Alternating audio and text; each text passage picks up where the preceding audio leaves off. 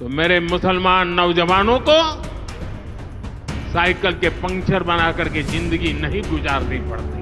हरियाणा के हिसार का चुनाव मंच और मुद्दा मुसलमानों के वक्फ कानून का, लेकिन वक्फ बोर्ड पर हमला करते करते और वक्फ कानून को सही ठहराते ठहराते पीएम मोदी ने ऐसा बोल दिया जिस पर देश भर में बवाल मचा है। पीएम मोदी ने वक्फ की संपत्तियों के सही रखरखाव की बात करते हुए कह डाला कि अगर वक्फ की संपत्तियों का बेहतर इस्तेमाल होता तो मुस्लिम नौजवान पंक्चर बनाकर जिंदगी नहीं गुजार रहे होते। लाखों हेक्टेयर जमीन पूरे देश में है। इस जमीन, इस प्रॉपर्टी से गरीब का, बेसहारा महिलाओं बच्चों का भला होना चाहिए था। और आज ईमानदारी से उसका उपयोग हुआ होता तो मेरे मुसलमान नौजवानों को साइकिल के पंक्चर बना करके जिंदगी नहीं गुजारनी पड़ती। पीएम मोदी के इस बयान पर एक तरफ तो तमाम मुस्लिम सांसद उन पर हमलावर हैं। ओवैसी और इमरान प्रतापगढ़ी ने तो पीएम मोदी के इस बयान पर उन्हें खूब खरी खोटी सुनाई है।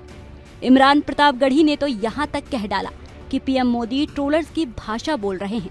देखिए, सोशल मीडिया के ट्रोल जो भाषा बोलते हैं, कम से कम ऐसी भाषा का प्रयोग देश के प्रधानमंत्री को अपने भाषणों में नहीं करना चाहिए। ये बहुत शर्मनाक है। पंचर बनाते हैं। और प्रधानमंत्री जी को खुद एक बार ये सोचना चाहिए कि ये वही हैं जिन्होंने इस देश के युवाओं को पकौड़ा तलने की सलाह दी थी।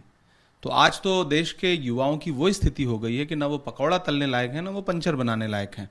और प्रधानमंत्री जी, जब आप मुसलमानों के संदर्भ में पंचर बनाने की बात करते हैं तो दरअसल ये दर्शाता है कि इस देश के मुसलमानों को लेकर के आपकी मानसिकता क्या है। नहीं, मुसलमान सिर्फ पंचर नहीं बनाते हैं। शहनवाज हुसैन पंचर नहीं बनाते हैं। मुख्तार अब्बास नकवी पंचर नहीं बनाते हैं। इस देश के न जाने कितने उद्यमी हैं जो सिर्फ पंचर नहीं बनाते हैं। और पंचर बनाना कोई गाली नहीं है, लेकिन आपका संदर्भ गलत है। लेकिन बीएसपी सुप्रीमो ने पीएम मोदी को उनके इस बयान पर कुछ अलग तरीके से घेरा है। मायावती ने सरकारी नौकरियों, शिक्षित बेरोजगार, हुनरमंदों के लिए रोजी रोजगार का मुद्दा उठाते हुए सरकार से सवाल किया है और रोजगार व गुड गवर्नेंस के जरूरी उपाय करने की नसीहत दे डाली है।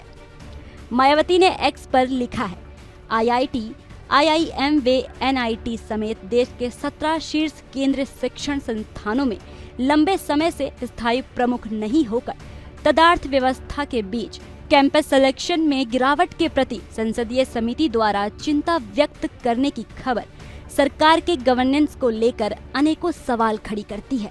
बीएसपी सुप्रीमो मायावती ने अपने दूसरे पोस्ट में बेरोजगारी का मुद्दा उठाकर केंद्र की मोदी सरकार को घेरा है। मायावती ने एक्स पर लिखा है, वैसे भी सरकारी नौकरियों तथा शिक्षित बेरोजगार व हुनरमंदों आदि के लिए उपयुक्त रोजी रोजगार का अभाव तथा अधिकतर कुरियर सर्विस, सेल्समैन, सुरक्षा गार्ड व गैर हुनरमंदों के स्थायी जॉब ने लोगों को काफी परेशान व दुखी कर रखा है। रोजगार व गुड गवर्नेंस के प्रति गंभीर उपाय जरूरी।